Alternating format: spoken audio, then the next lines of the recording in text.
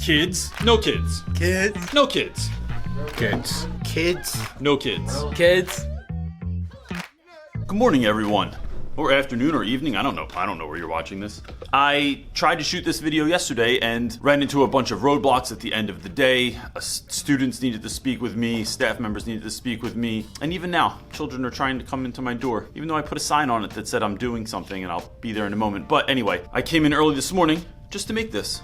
Just for you, because I hope you're having a great day. So let's talk about this. I have this idea where I want to start recording daily vlogs every day. And this is sort of an audacious goal. I'm not really sure it'll work exactly that way because things just get in the way, right? So like I had a tooth issue at the end of August, and then I just kept putting it off and putting it off and putting it off, even though a giant chunk came off. And so then I had to go to get oral surgery on Monday. And so I couldn't record Monday, even though I thought I was going to just go to the dentist, get this thing done, ended up being far more involved. It's still hard for me to talk. And I got done and I was like, there's no way I'm going to school today. So I thought I'd talk a little bit about that first, right?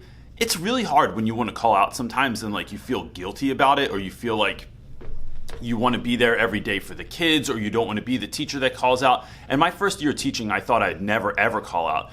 But in reality, like, it's just a necessity sometimes. You need to build that time in for yourself to get better. You're no good to anyone else if you're not taking care of yourself first. And I'm really not good at that. Like, I haven't been taking care of myself well for most of September and October because I just get caught up in the work. And to be honest, I love the work. I love doing the stuff. I even love the grading. I love making YouTube content and being on podcasts and traveling, and got to go to San Diego, and I have a bunch of other cool opportunities coming up and taking on sponsorships and making videos for people. Like, I love doing all of that, but it's really taxing on the other side of it. And so if I'm not taking care of myself, then, bad stuff happens. Like half your tooth falls out. Next thing you know, there's drills involved and stitches, and it's disgusting. It's just too much. It made me think, though, when I came in yesterday, how much you can be put off by taking one day off. I don't know, I just can't think of another job, I'm sure they exist, there would be that much setback by taking off one day. So here's a couple of like quick ways and then I want to tell you what I did, what we're working on this week. A couple of quick ways to sort of like, to lessen the burden of taking off. So one is, I find that my room is a hot mess when I come back. There's usually a sub. That sub doesn't care about my room as much as I care about my room, and nor should they, because I'm insane about my room. But if I know I'm going to be out, I'll put two kids in charge of making sure my room is on point at the end of the day. I usually look for someone that like I've cared for over the years, or we've had a lot of conversations. They care about me, I care about them, not just random dudes. And then I say, hey, I'm going to be out tomorrow. Can you just check in on my room at the end of the day and just make sure it's on point? And when I came in yesterday, I heard as I was walking into the building, because every day I walk into the building and I say hi to probably 20 people on my way from the 100 feet from the door to my classroom. But I heard that my room was a disaster area, that people had been eating Pop-Tarts, that there were crumbs everywhere. One kid said it looked like people were putting Pop-Tarts on the ground and just stomping on them. I walked into my room and it was immaculate. I mean, all of my desks, look at this. All my desks were lined up. All of my stools were exactly where I wanted them. My crates were a little bit out of whack back here on the windowsill because most of the crates are supposed to stay in this little housing unit back here. But overall, it was incredibly neat and tidy, and I was very, very pleased. And so that just lets you walk into something that's a little bit better than even how you left it on Friday. I think also, if you come to school and you don't feel well, or you took a day off and then you come back, it's easy to feel like you're gonna run yourself down again, or like, the kids are just gonna be insane. And I find that students are incredibly empathetic, that when I tell my guys that like, look, I'm sorry that I was out yesterday, truly, like I don't wanna miss school, but I took off, this is what I had to get done. Kids always wanna know like, well, what did they do? How big was the drill? How much of that did they cut off? How much of that did they repair? I walk them through that scenario. I tell them like, look, the top of my mouth is really tender still, so like I don't wanna have to speak loud, I don't wanna have to talk a lot, and I don't wanna have to read a lot myself. I'm gonna need other people to pick up the slack today. And I find that in my case, that the students always feel, I think, very empowered when you say that, and they actually want to do more. So they'll actually become very caring, and you don't have a lot of problems. And if someone does create an issue, the kids will remind them like, yo, he just had surgery on his mouth yesterday, be careful. So I think letting your students know why you weren't there on some level, right? If you had some, like, I don't know, if you had a vasectomy or something, maybe don't tell the kids all about that, but just let them know, like, I had a procedure done, I'm in pain, just I need a couple of days to get over this. And I think kids always rise to the occasion. Ray, stand right there. Okay. All right, let's start with this.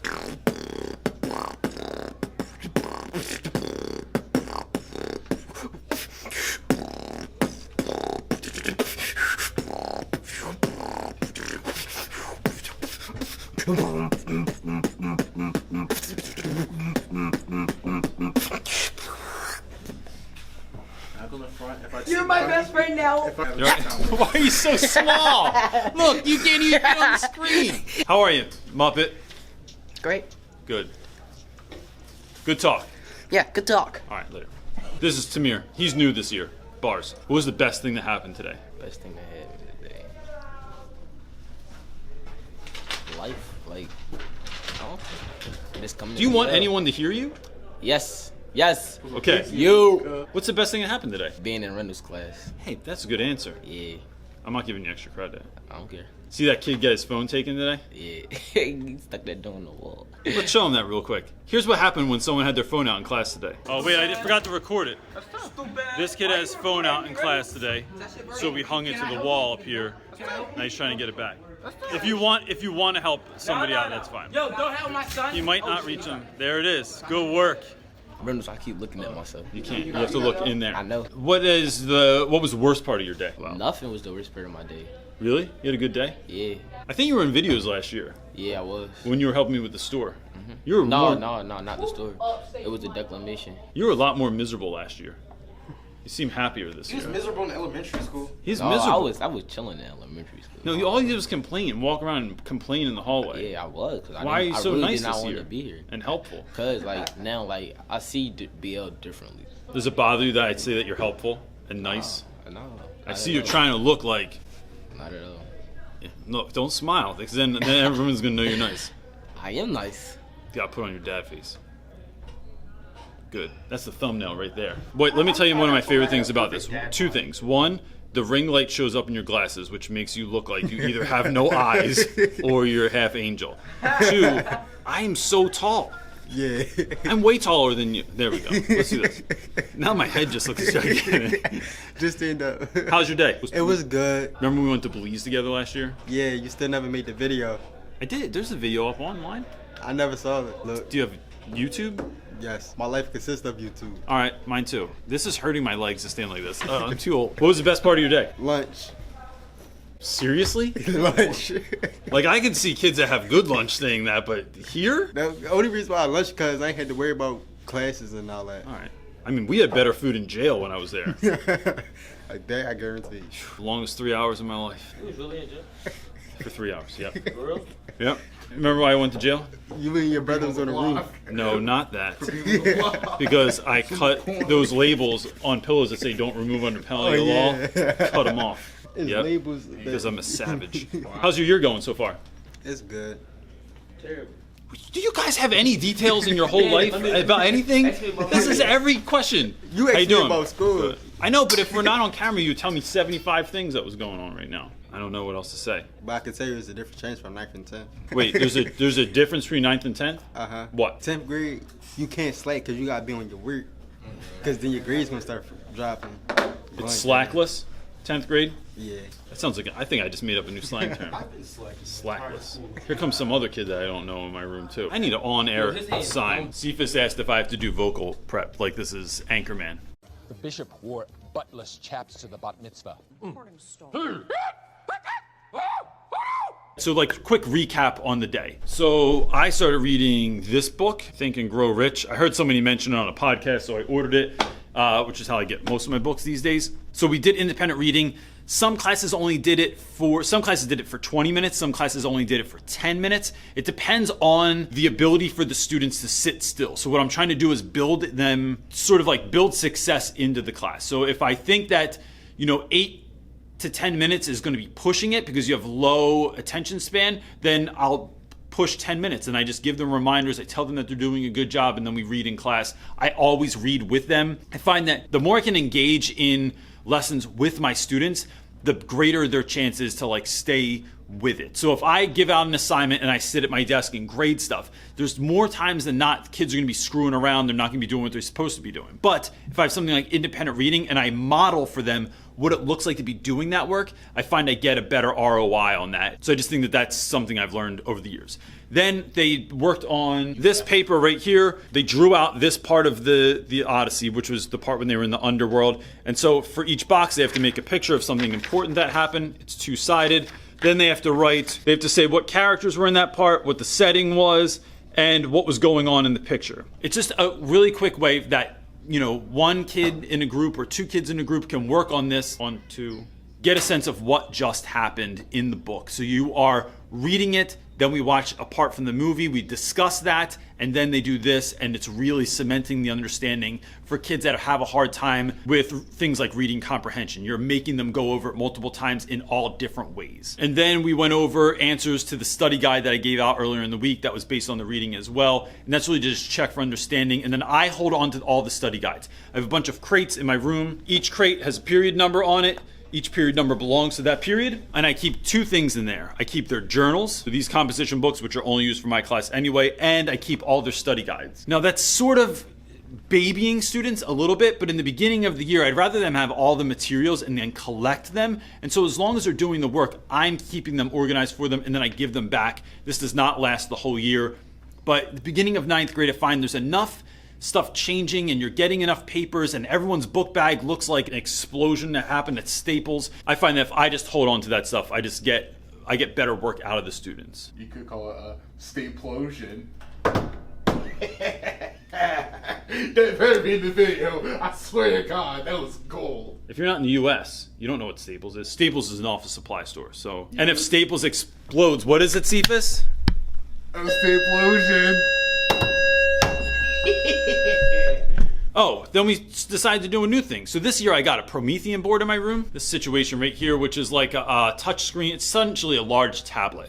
And so you can download anything that you can get online on there. And I have a YouTube app. I have Netflix on there. I have my Google Drive is on there so I can access all of my documents, put stuff up there, draw on it. And I'm slowly learning how to like work it into my lessons and how to even use it because it's not very intuitive. And the online videos are terrible from their company. I have found that two fun ways to use it in class are one, to use it at lunchtime where the kids just play games on it, like today when they were playing Angry Birds, or to use it for extra credit. So if I have two teams vying against one another, or if I have 5 teams, whatever it is, whoever gets the most points during a review activity can earn extra credit points up on the Promethean board by playing Fruit Ninja or Angry Birds or whatever other game I think is just funny to watch. And what that does is it builds in an incentive because the kids want to play the game and they want extra points. So that's how they actually get the extra points, is just by playing a game. It just makes it is one of those things that just sprinkles a little bit of magic, a little bit of fun into your classroom and incentivizes the review for the students. And I didn't come up with that idea. My friend Randy Rebai, who teaches out in California, he came up with that idea years ago to have kids play old school Atari games if they won.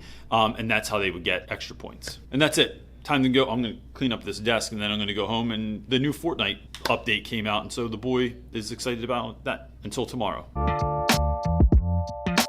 Thursday. So today in class. Today was a lot. So I came in early and then the kids knew I came in early, so I didn't really get as much done as I wanted to. Plus the copy machine broke today, so that threw plans off. And if you teach, you know that that's a struggle that is real. The day was fairly simple, but we changed some things as it went. So one of the things that we did today was there was a journal entry today, which was tell about the hardest decision you've ever had to make in your life. But then I was noticing when I was grading journals last week that kids weren't doing it right, or kids were having a hard time like coming up with a basic minimum of 5 sentences per journal entry, right? And so the problem with that is that kids aren't learning to write at any length or really learn how to tell their story in a written form. So I actually had Mr. Fines pulled some of the students today and they went into another room. That we're going with that idea instead, that they might not know how to like elongate what they're writing, and so that's what we're going to work with. So once that's made up, I'll show you all, and so you can see that. And if you want that resource, you can just email me, and I'd be more than happy to share it with you. And then I'm going to share an idea with you. I got in touch with a company this week called Wondershare, and they have this product called PDFelement. And what PDFelement does is, this sounds like a commercial, but I think it's a really interesting resource, so I want to share it with you all because I found a way for it that it made a lot of sense to me this week. So if you've been teaching for any length of time, especially those of you who have been teaching before computers, maybe you have a situation that looks like this. I have a lot of binders. I have lots and lots, just hit myself in the face. Lots of binders from lots of years of making lessons, of stuff that I don't have the USB anymore. I don't have that computer anymore. It was a photocopy that some teacher gave me when I was student teaching. The problem I have with that is I have all this great material, but I do not feel like taking the time to type it up again or to make a new one or to find a new one. So what PDFelement allows me to do is to either with my phone or with the copy machine in the office, I can scan these materials in, and then they become a PDF that I can manipulate again. One example is I have this old mythology IQ test, and what I used to use this for was like right before we read the Odyssey to sort of see if the kids knew some of the gods and goddesses from ancient Greek culture. The thing I don't like about this though is it's kind of gotten old and tired looking, and for some of my students that have IEPs, they just do better if the text is larger on the paper. But this text is very, very small. It also has way more directions than what is needed. And I find that when students have too many directions, they just don't read them. But if I keep them short and sweet, if I bold some of the words, if I put numbers in there instead of writing the number out, it draws the eye, and then the students just do better on that. With this technology, I can scan that in, I shoot it right into my computer, and I can just pull it up and I can manipulate it however I want. So in this particular worksheet, I just made all of the font larger, I took out some of the directions, and at the bottom at the scoring portion, I just made that larger as well. I was also able to go in the top and put a space for you to put your name, put your date, and anything else that I want the students to fill in at the top of the paper so I can organize them better. I'm also able to do stuff like if I have old worksheets or study guides that I want the students to do, I can manipulate some of those answers, but the thing I like the best is for certain students, again, students with IEPs in my case, oftentimes you don't want to give those students as many questions, right? You want to modify their assignment. And what this allows you to do is not make up a completely new assignment, but you can take your old worksheets that you've had and you can omit certain questions from them instead of, like in the past, I'd have to make a copy, I would white out some of them or I would cross them out, and it just looks messy, right? And I just feel like a lot of times the students that are in my class that have IEPs are getting like the Frankenstein version of an assignment instead of having something nice, neat, and organized that other students have. There's a Gods and Goddess mini project that I do some years, and this paper I got from a student teacher from forever ago. It looks like it's been Xeroxed for the last 13 years. And now with PDFelement, I can scan it in and I can manipulate it however I want. And I just think that it's a really great resource for that reason. I'll have the link in the description box below. You can check them out on their website, or they have an app and the app is free. So check them out. I think you're really gonna like it, especially those teachers out there that still have binders of stuff and now can have the chance to manipulate those things once again. Then today, we also talked about studying in class. And one of the things that we've been trying to work on with the students is like giving them time to study and showing them that if they just move the needle a little bit in their own favor, they will find success that they didn't really see coming. And so it's sometimes about like taking a step back and teaching kids how to study, teaching kids what they're capable of, because I don't think students always realize that.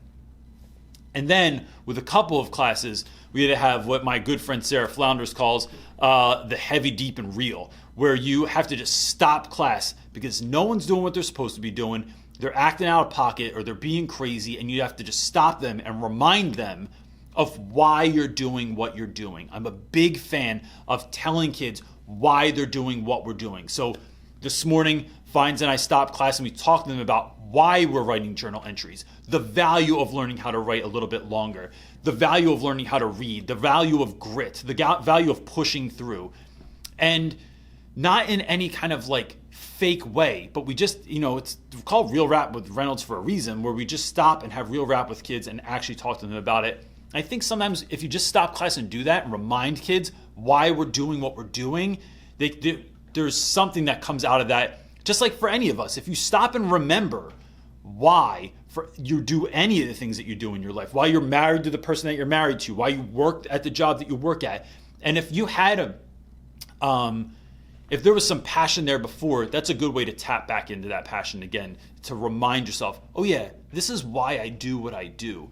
And so that had happened in class today, and it was good.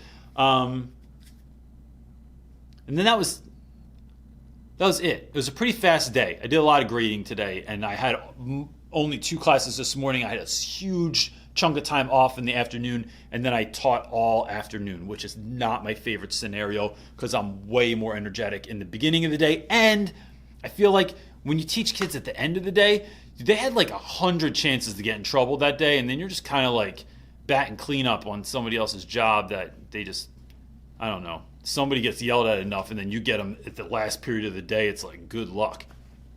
So that was it. Tomorrow's Friday. Vocab test, weekly reflections, all that fun stuff. Weird Friday. And that's it. You can find PDFelement underneath in the description box if you want to check them out. And I'll see you tomorrow. All right, it's Friday, and it's early. And I have 2 freshmen sitting in here, they're here early. And Rivera's doing work. And Turtle's over there just pretty much watching me talk to the camera right now. Real quick it's Friday, so these days are pretty easy. I'm trying to get a lot of stuff done today, even though there's like 50 people out, which at our school means that you have to cover someone's class. So if somebody is absent, typically we just cover each other's classes. And then we're just doing the vocab test, which I usually give about 60 seconds to look over your vocab stuff before we take the test. I give out the test, and then, as I've said in other videos, I give some sort of like ridiculous drawing to do on the back after the test. The reason being is most students don't get in trouble during the test for screwing around. They get in trouble after the test for screwing around. So if I can buy the guys that need 5 more minutes, those 5 more minutes, then I just have kids draw something on the back. So what did we draw last week? You remember? Last week it was your spirit animal. And then the week before, or in another class, they had to draw an invention that they wish existed, or an upgrade to a previous device or invention. After that, we'll do weekly reflections, which I've refined. I've only made 1 sheet. It's not back and front this time. It's just the front. And the reason being is I want it to not look exactly the same every week, because then otherwise we fall into a pattern of just answering the same exact way. If I can switch it up, my hope is that I'll get a better return rate on that. And then Weird Friday, which I'm not sure what to do for that today. I don't know. I'll find something. Now the children are knocking at the door. Can you peek through the hole? So I created this thing. Check this out. Before they can enter, we have to check. There's like a little hole, and they'll flap over it. Who is it? Shane who? And some other dude with a lot of hair. Marcus, want to be in the video real quick? Sure. Marcus just walked in. Oh, we both have our green jackets on too. Look at us. Look like we're in the military.